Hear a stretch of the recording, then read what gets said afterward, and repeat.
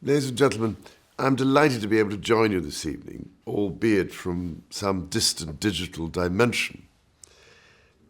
Looking back on my 30 years as president of Business in the Community, it is apparent that business increasingly has a clear understanding of the powerful contribution it could make to society, a contribution that goes far beyond generating profit for shareholders.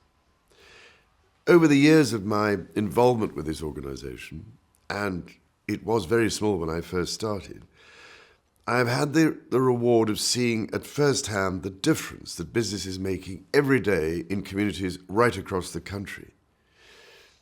It is always heartening to see the tremendous willingness of businesses of all sizes, from the smallest startup to the largest multinational, to tackle our most pressing issues, such as ensuring the sustainable use of natural resources, creating employment to lift people out of poverty, supporting regeneration and job creation on our high streets, or working in our schools to help the next generation thrive, regardless of their social background.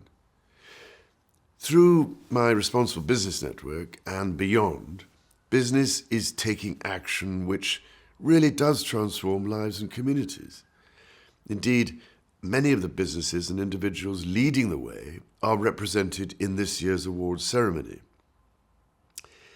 Yet, ladies and gentlemen, I often wonder how many people outside of the business community are aware of just how much work business is doing in these areas. Very few, unfortunately, is my guess. That is why the Responsible Business Awards are always such a personal highlight for me each year, because they provide an important opportunity to celebrate business at its best and to showcase practical examples of how it is helping to build a more harmonious society and a more sustainable future.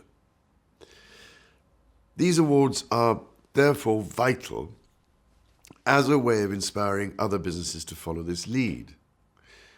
During my time as President of Business in the Community, I have learned that almost every positive action that business takes is driven by dedicated individuals, whether it be the hundreds of business professionals working on secondment in our communities, the mentors inspiring young people to unlock their potential, the volunteers giving their time, skills and energy to local charities and community projects, the senior managers providing leadership coaching to head teachers, or the CEOs spending time in disadvantaged communities.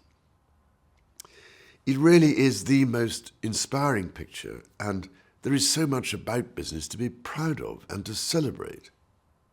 So I could not be happier today to be recognizing my responsible business ambassadors and the difference they have made.